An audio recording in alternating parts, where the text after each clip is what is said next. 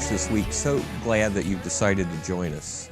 On the day I prepared today's message, I heard from a friend of mine who shared with me some news that was a little hard to hear. He had just heard from the doctors, and his toddler grandson had been diagnosed as blind. And as I listened to him tell me this story, there was kind of a mix of sadness and resolve in his voice. There was sadness because it was the news he did not want to hear. There was resolve in his voice because he said, you know, we're going to find a way to beat this. He's still young. We're going to work with the doctors. We're going to find a way to beat this. Well, in today's gospel lesson from Mark, we meet a man named Bartimaeus, himself a blind man who is determined to find healing. He has confronted the fact that he is blind, but he is determined to find healing. Today's reading may be as much a mirror for you and me as it is a record of historical people and events. But before we kind of move on to turn the mirror on ourselves a little bit today, I'd like to spend just a couple of minutes pointing out some interesting things about this passage.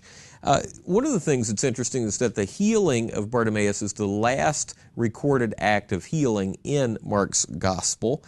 The majority of those receiving healing in the New Testament are not mentioned by name, but another interesting thing is that the Mark, who wrote this gospel account, takes the time to actually mention the name of Bartimaeus. And his name is also interesting because it has a very definite and precise translation, which isn't the case for most names. Most names have a little broader translation, but the name of Bartimaeus has a very specific translation, and it's translated as son of Timaeus, which means honorable man. So son of honorable man is the literal translation of the name. Another remarkable thing about this beggar was his faith statement. So when Jesus comes by and Bartimaeus, the blind beggar, when he looks in the direction of Jesus and he calls out to him, he repeatedly, the scripture says, called him son of David, which was messianic in nature. Now remember where this is. Jesus hasn't been crucified yet. He hasn't been lifted up. People have not begun to widely recognize him as Messiah. They're calling him teacher and things like that. But he's repeatedly calling him son of David.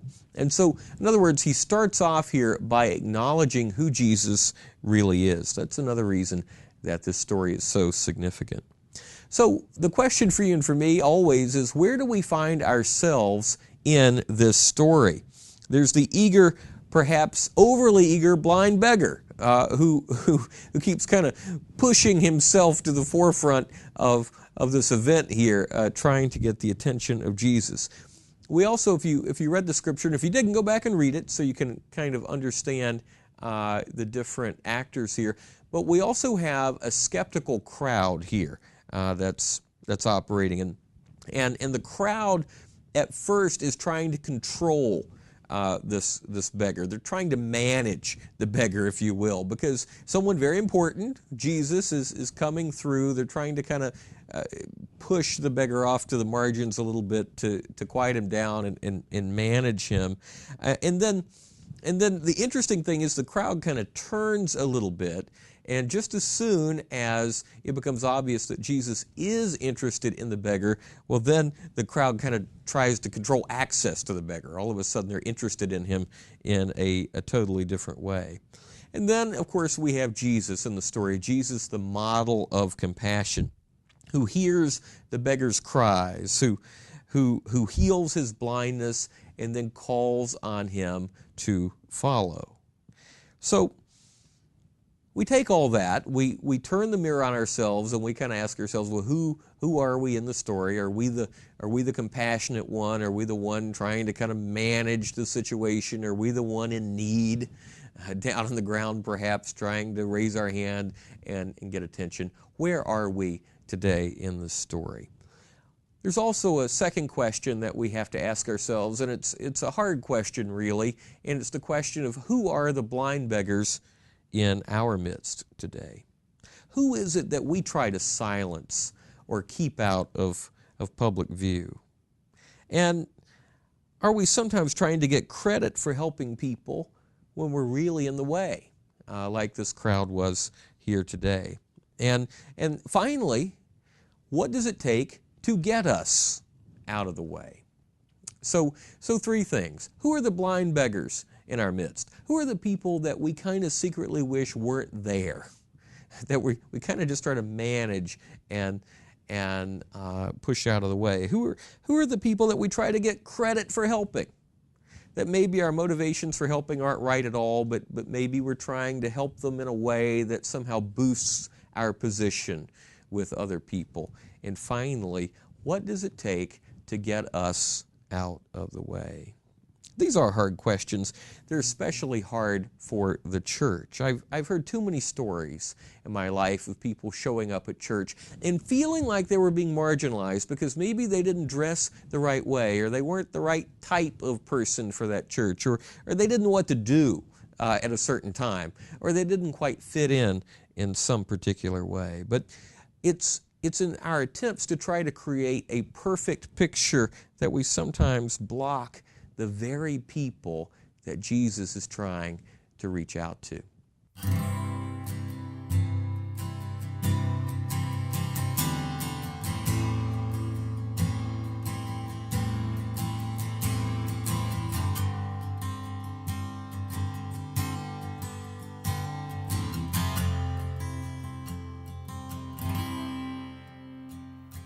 And he is jealous for me.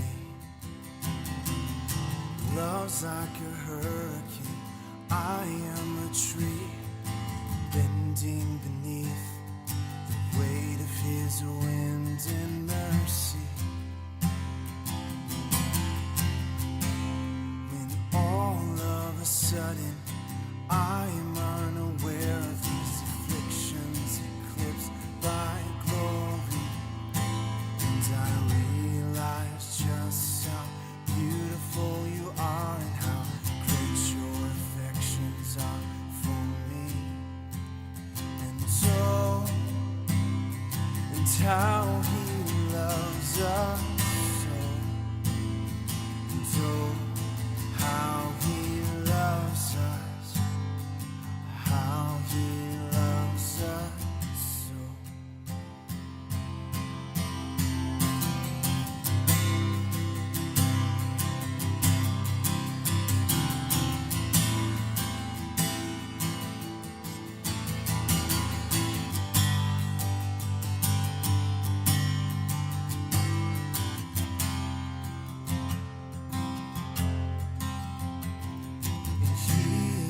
Jealous for me. Love's like a hurricane, I am a tree, bending beneath the weight of his wind and mercy. And all of a sudden I'm unaware of these afflictions eclipsed by glory, and I realize just how beautiful you are and how great your affections are for me. And oh, and how he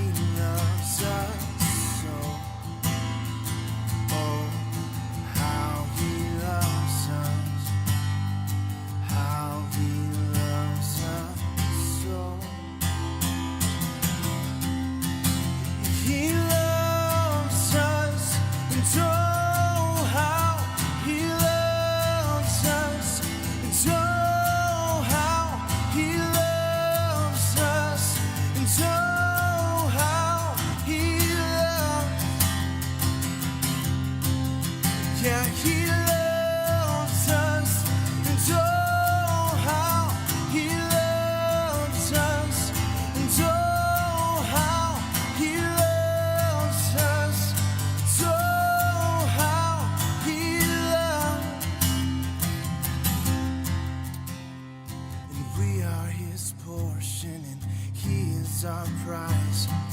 Drawn to redemption by the grace in his eyes. If grace is an ocean, we're all sinking. So heaven meets earth like a sloppy wet kiss, and my heart turns violent inside of my chest.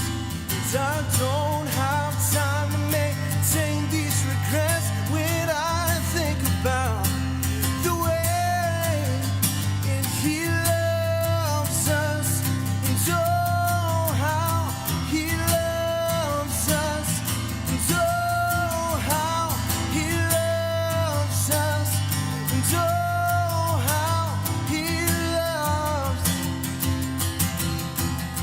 yeah, he loves us, and oh how he loves us, and oh how he loves us, and oh how he loves, yeah, he loves us, and oh how he loves us, and oh how he loves us, and oh